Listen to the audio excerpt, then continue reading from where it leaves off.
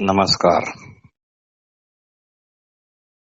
श्री ज्ञानेश्वरी गुढार्थ दीपिका, श्री बाबाजी महाराज पंडित, भाग 12वा.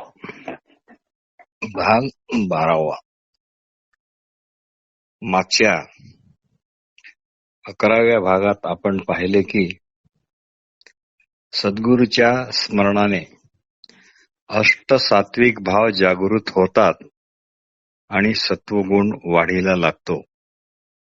त्यामुळे अहंभावाचे काठिण्य हे नाहीसे होते.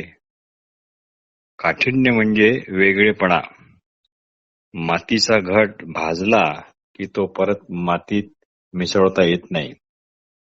वास्तविक पाहता आपल्या सर्वांच्या ठिकाणी मी म्हणून जे वृत्तीचे स्फुरण आहे ते परमेश्वराचे स्फुरण आहे. पण जेव्हा ते स्फुरण म्हणजे माझे किंवा मी असे जेव्हा अज्ञानाने समजल्या जाते तेव्हा साहजिकच आत्मतत्वापासून आपण ढळतो आणि अहंभावाचे काठिण्य अजूनच घट्ट होते. आता पुढे तर अशा प्रकारे चंद्रामृत प्यालेल्या योग्याची कांती मूर्तिमंत केशरासारखी किंवा रत्न पेरून त्याला फुटणाऱ्या चकाकणाऱ्या रोपासारखी दिसू लागते. जैसी आभाळाची बुंथी करून राहे गभस्ती, मग पिटिलिया दीप्ती धरून ये. गभस्ती म्हणजे सूर्य. मग काश्मीरीचे स्वयंभ का रत्नबीजा निघाले कोंब, अवयव कांतीची भांब तैसी दिसे. संध्या समयी पश्चिम दिशा जशी रंगाची मिश्रण घेऊन त्याचे उधळण करते त्याप्रमाणे तो योगू आता दिसू लागतो. महासुखाने जणू देह धारण केलेला आहे असे त्यावेळी वाटते. त्याचा देह म्हणजे संतोष वृक्षाचे कोवळे रोपच. संतोष वृक्षाचे कोवळे रूपच. आनंद चित्रीचे लेप ना तरी महासुखाचे रूप की संतोष तरुचे रोप. सोनचाफेची कळी जणू कोमलतेचा मळाच असते किंवा शरद ऋतूतील पौर्णिमेचे स्वच्छ धुतलेले चंद्रबिंब जणू देहाकार होऊन तिथे आसनस्थ बसले आहे असे आपल्याला वाटते. तसा हा योग्यांचा देह. चंद्रामृत प्यालेल्या त्या योग्याच्या देहाला यमही भिवून असतो. शारदेचिये ओले चंद्रबिंब पान्हेले का तेजची मूर्ती बैसले आसनावरी. अशा प्रकारे यम घाबरून असल्यामुळे त्या योगाचे येऊ पाहणारे वृद्धत्व पण मागे फिरते. आलेली तारुण्यदशा निघून जाते, पण लोप पावलेली बाल्यदशा मात्र पुन्हा प्रगट होते. पण अशा या बाल्यावस्थेत आलेल्या योगाचे सामर्थ्य मात्र प्रत्यक्ष सामर्थ्याला क्षुद्र समजणारे असते. सुवर्णाच्या नवपल्लवीत वृक्षाला जशा कोवळ्या रत्नकळ्या फुटाव्या त्याप्रमाणे सुंदर नखे योगाला पुन्हा येतात.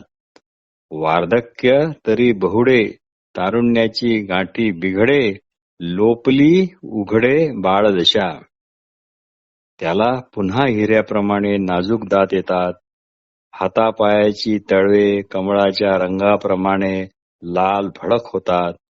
मोत्याचे तेज जसे शिंपल्यात सामावू शकत नाही तसा जसा शिंपला शिवणीच्या ठिकाणी फाटतो तसे त्याच्या डोळ्यातले तेज पापण्या सामावून घेऊ शकत नाही, म्हणून त्या जणू अर्ध्या उघड्याच राहतात. तो सागरा पलीकडेही पाहू शकतो. इवलीशा मुंगीचेही मन ओळखू शकतो. वायूच्या घोड्यावर त्याला स्वार होता येते. तो समुद्राच्या लाटांवर सुद्धा चालतो. प्राणाचा हात धरून आकाशाची पायरी करून सुषुम्नेच्या जिन्याने कुंडलिनी हृदयाच्या ठिकाणी येते. ती कुंडलिनी जगदंबा म्हणजे जगाची माता आहे. ती कुंडलिनी जगदंबा म्हणजे जगाची माता आहे. चैतन्य रूप सार्वभौमाची ऐश्वर्यारूप शोभा आहे. चैतन्य रूप सार्वभौमाची ऐश्वर्यरूप शोभा आहे. जिने जगतरूपी बीजाच्या अंकुरावर सावली केली. जिने जगतरूपी बीजाच्या अंकुरावर सावली केली. ते कुंडलिनी जगदंबा जे चैतन्य चक्रवर्तीची शोभा जया विश्व बीजाची या कोंबा सावली केली. म्हणजे ब्रह्मांड चालक शक्ती ही प्रत्येक पिंडात अंश रूपाने आहेच. या शक्तीलाच कुंडलिनी असे नाव आहे. ही ज्ञान आणि क्रिया अशा दोन्ही रूपांनी प्रतीत होते. ज्ञानशक्ती मनामध्ये जाणीव रूपाने आहे आणि क्रियाशक्ती प्राण रूपाने आपल्याला प्रतीत होत राहते. मुळात मन विभू आहे, पण बाहेरचे पदार्थ जाणण्याकरता ते इंद्रिय रूप होऊन बाहेर निघते. तेव्हा ते पूर्णपणे बाहेर निघत नाही. ते मन किंवा ज्ञानशक्ती मर्यादित होऊनच बाहेर पडते. म्हणूनच एका इंद्रियाचा व्यापार दुसऱ्या इंद्रियाला कळत नाही. असे बाहेर निघालेले मन मर्यादित होण्याचे कारण म्हणजे की मनाला बाहेर निघण्याकरता मनोवाहक नाड्या असतात. त्या मनाप्रमाणेच सूक्ष्म असल्यामुळे त्या मनाप्रमाणे दिसत नाही. तर ही कुंडलिनी शक्ती जणू परमात्म तत्वाला राहण्याची करंडीच होय. ही कुंडलिनी शक्ती परमात्म तत्वाला राहण्याची करंडीच होय. जे परमात्मया शिवाची करंडी. म्हणजे ब्रह्मवस्तू जणू विश्वाचे बीज आहे. त्या ठिकाणी स्फुरण आणि अहमवृत्ती हा अंकुर आहे. म्हणजे अहम हा परमेश्वराचे स्फुरण आहे. पण आपल्या वेगळेपणाचा अहंकार त्याला अहमवृत्तीला आल्यामुळे आपण ब्रह्मभावाला विसरतो. तर ही कुंडलिनी हृदयाच्या ठिकाणी आली. ही कुंडलिनी बाळा हृदयाच्या ठिकाणी आली की अनाहताची बोली बोलू लागते. अनाहत म्हणजे चिणनाद, चिंचिणीनाद, घंटानाद, शंखनाद, तंतुनाद, तालनाद, वेणुनाद, मृदंगनाद, भेरीनाद, मेघनाद असे 10 प्रकारचे अनाहत नाद योग्याला ऐकू येतात. कुंडलिनी जागृत झाली की बुद्धी अधिक चैतन्य रूप आणि सूक्ष्म होते आणि ती हे नाद सहजपणे ऐकू शकते. नादाचे कुंड अखंड कंपायमान आहे. नादाचे कुंड अखंड कंपायमान आहे, पण त्याकडे आपले लक्ष नाही. त्या नादाची चित्रे सतत उमटतच आहेत. प्रणवाच्या आकारात जशा रेषा असतात तसे हे दशनाद आहेत. घोषांच्या कुंडी, नाद चित्रांची रूपडी, प्रणवाची या मोडी रेखली जैसी. या अनाहत नादातील 10व्या नादाने म्हणजे मेघ नादाने योग्याचा देह दुमदुमू लागतो आणि ब्रह्मस्थानावरचे आवरण फाटू लागते. हे ब्रह्मस्थान म्हणजे महदाकाश. कमलगर्भासारखे याच हृदयाकाशात चैतन्य हे आदिशक्तीशी ऐक्य पावण्याकरता उत्कंठित आहे. याच हृदयाकाशात परमेश्वरी जगदंबा कुंडलिनी परब्रह्माला जणू आपल्या तेजाची शिदोरी अर्पण करते. बुद्धीसह असा हा शिदोरीचा उत्तम नैवेद्य अर्पण झाल्यावर द्वैताचा मात्र मागमूसही राहत नाही. अशा प्रकारे तेज अर्पण केल्यावर ती केवळ प्राणमय अशा स्वरूपातच उरते. तेव्हा मात्र ती कशी दिसते हे ऐक. वायूची बाहुली असावी आणि तिने धारण केलेले सोनकळी लुगडे सोडून टाकावे आणि त्या लुगड्यापासून ती दूर व्हावी, किंवा वायूची झुळूक लागून दिव्याची ज्योत विझली जावी, अथवा लखलखणारी वीज चमकून एकदम नाहीशी व्हावी, तसा हा प्रकार असतो. काजे पवनाची पुतळी पांघुरली होती सोनकळी, ते फेडून या वेगळी ठिवली जिया. काजे पवनाची पुतळी, पांघुरली होती सोनेकळी, ते फेडून या वेगळी ठेवली जिया. ना तरी वायूचेनी अंगे झकटली, ना तरी वायूचेनी अंगे झकटली, दीपाची दृष्टी निमटली, का लखलखोनी हरपली वीज गगनी.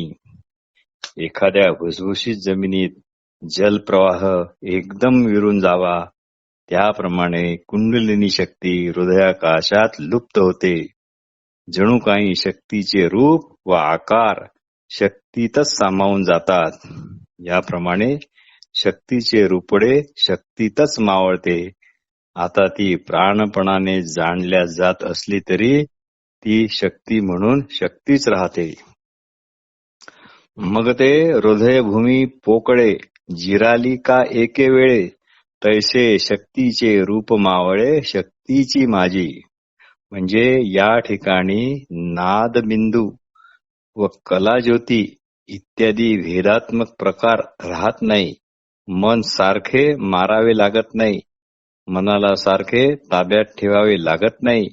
ध्यानाचाही इथे आदर संपतो. एक कल्पना करायची आणि ती सोडायची असा हा प्रकार राहत नाही. या स्थितीलाच पंचभूतांची आटणी किंवा लय म्हणतात. या स्थितीलाच पंचभूतांची आटणी किंवा लय म्हणतात. पिंडाने म्हणजे चैतन्यमय देहाकृतीनेच, पिंडाचाच म्हणजे 5 भौतिक देहाकृतीचाच नाश करण्याचा हा प्रकार नाथ संप्रदायात असतो. तात्पर्य, देहामध्ये राहून व देहाचेच साधन म्हणून वापरून देहाला पुन्हा जन्म घेण्याची अवस्था येऊ द्यायची नाही. हे नाथपंथीयाचे ज्ञान खरोखरच गूढ आहे आणि तेच इथे सूचित करण्यात आलेले आहे. पिंडांचा ग्रास, तो हा नाथ संकेतीचा दंश. एखादी जरतारी वस्त्राची घडी उलगडून कापसाच्या अस्सल ग्राहकाला म्हणजे गुणग्राहकाला दाखवावी, तसा हा नाथ संकेताचा मी इथे नुसता आणि ओझरता उल्लेख केला आहे. तर अर्जुना, पुढे ऐक. योग्याचा देह पहिल्यासारखा राहून तो वायूचा झाल्यासारखा वाटतो. सालपटे काढलेल्या कर्दळीच्या बुंध्यासारखा, म्हणजे घटाकाश महाकाशात लोप पावण्यासारखी ती अवस्था आहे. अशा प्रकारे केवळ वायुतत्व झालेला हा योगी आकाश तत्वात मिळतो. या ठिकाणी कुंडलिनी ही शब्द योजना जाऊन तिचे नाव मारुती असे होते. नदी सागरात प्रवेश करते तसा हा प्रकार आहे. अशा प्रकारे पंचभूतांचा पडदा दूर होऊन समरस स्थिती प्राप्त होते. ज्याप्रमाणे मेघांच्या रूपात गेलेला समुद्र जमिनीवर पडून ओघांच्या रूपाने वाहू लागतो आणि मग परत तो समुद्रातच जाऊन मिळतो. म्हणजे ओघ पुन्हा आपण आपल्याच मूळच्या समुद्र स्थितीला प्राप्त होतो. तसा योगी आपल्या मूळच्या परम अवस्थेला परत येतो. देहरूपात असलेल्या जीवाचे शिवरूप होणे या मेघजलाप्रमाणे आहे.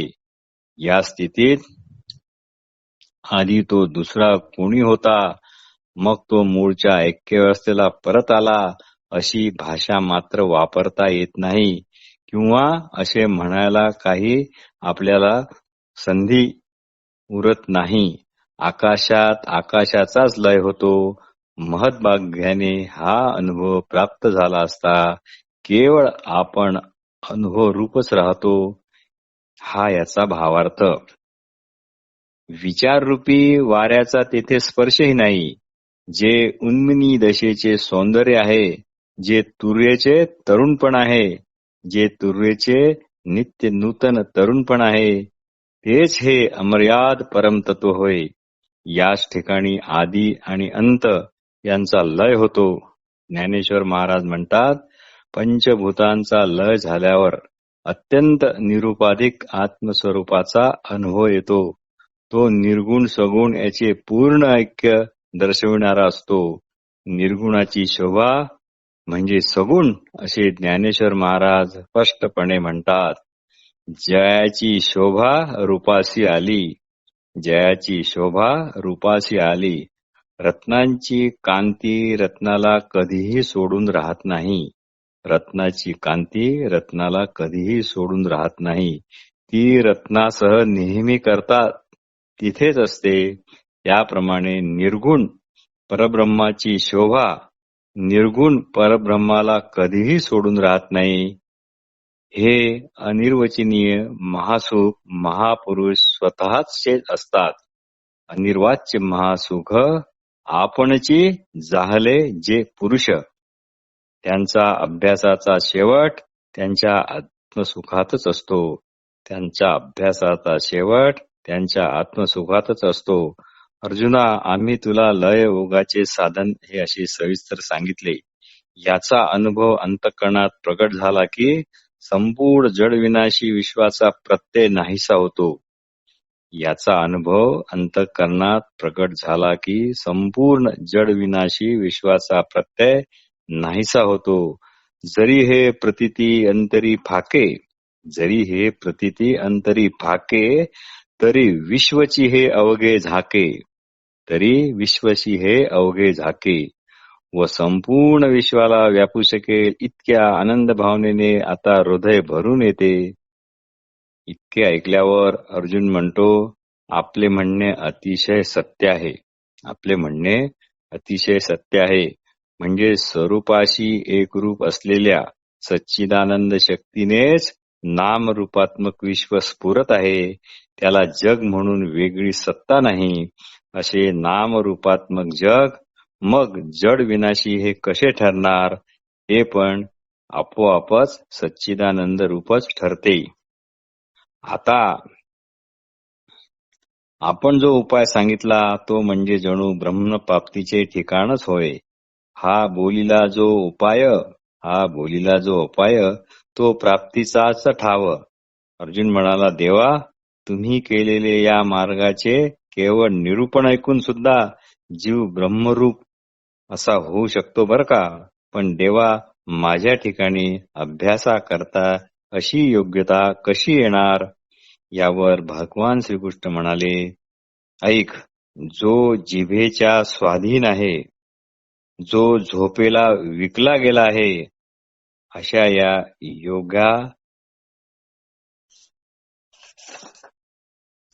अभ्यासाचा अधिकारी होऊ शकत नाही. जो रसनेंद्रियाचा अंकिला का नद्रेशी जिवे विकला, तो नाही येत म्हणितला अधिकारी. किंवा जो तहान भुकेचा कोंडमारा करतो म्हणजे आणि झोपतच नाही, अशांच्या शरीरातल्या ताबात राहत नाही, तो योगाभ्यास कुठला करणार? म्हणून योगाभ्यासाकरता मन मानेल तसे विषय भोगू नये, अथवा सर्वतः विषय सेवन त्याज्य पण करू नये. परिमित युक्तीच्या मापाने आहार विहार करावा व शरीराला थकवा येणार नाही इतक्या नियमितपणे सर्व क्रिया कराव्या. आहार तरी सेविजे, परी युक्तीचे नि मापे मविजे.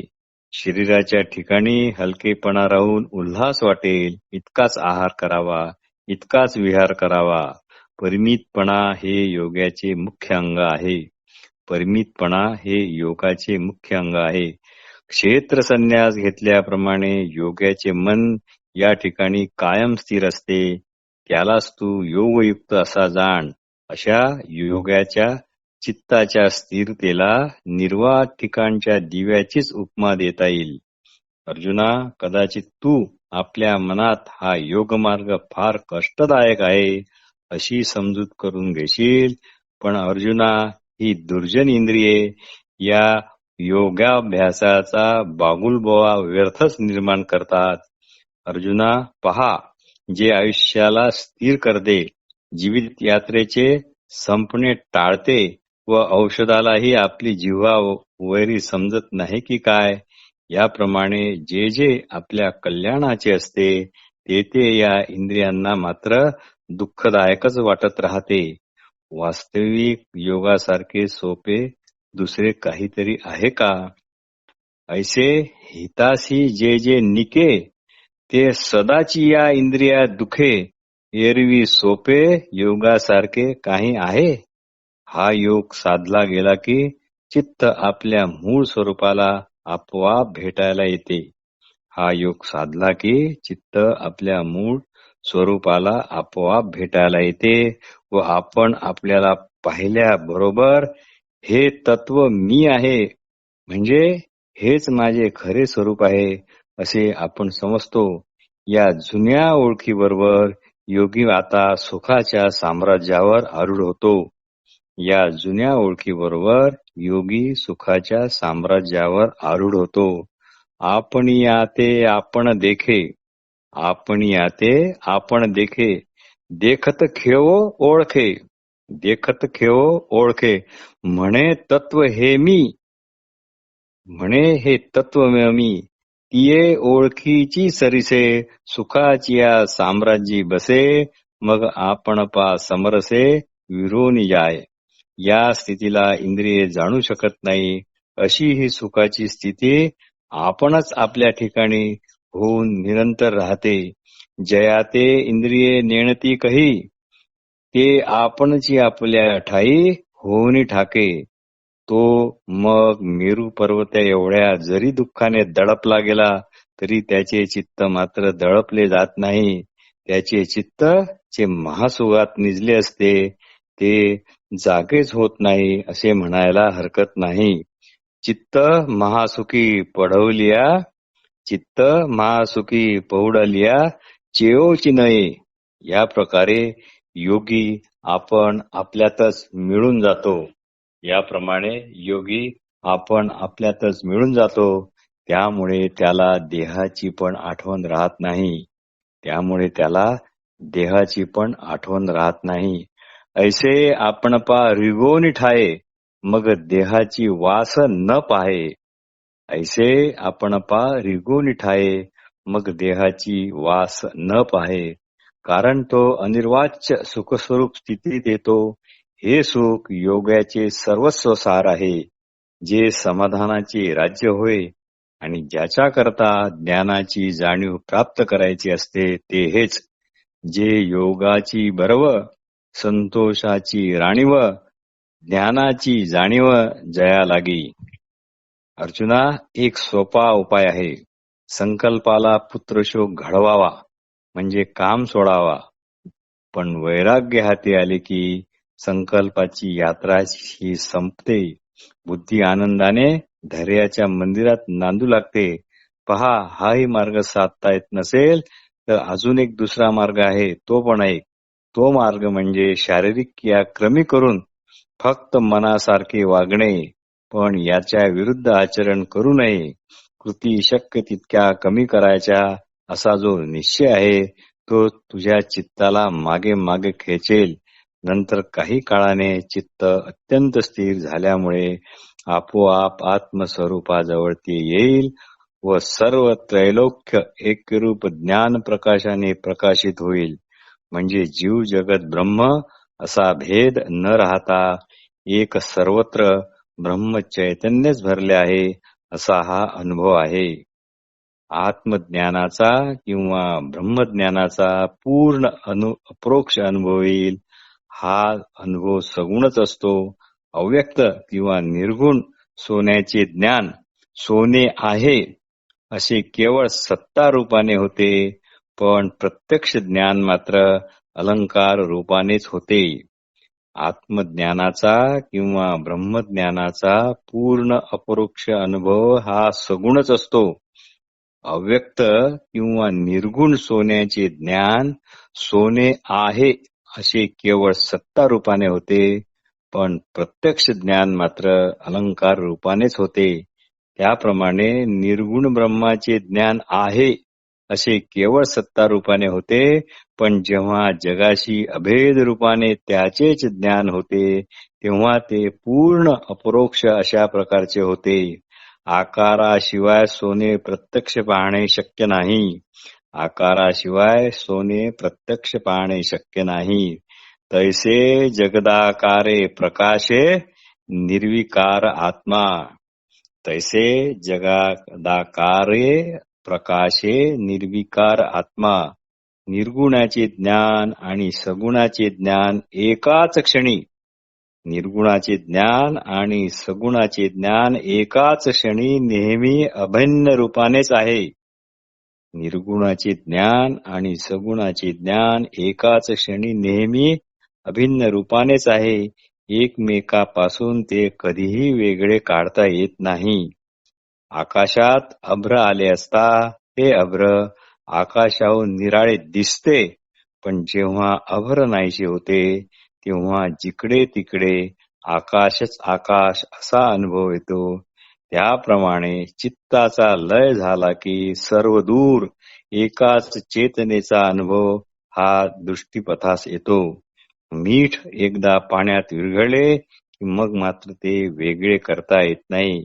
त्याप्रमाणे एकदा परब्रह्माशी मिळणे झाले की योगी समरसतेच्या मंदिरात जगासह महासुखाची दिवाळी पाहतात. मग समरसाची या रावळी महासुखाची देवळी. मग समरसाची या रावळी महासुखाची दिवाळी जगची दिसे.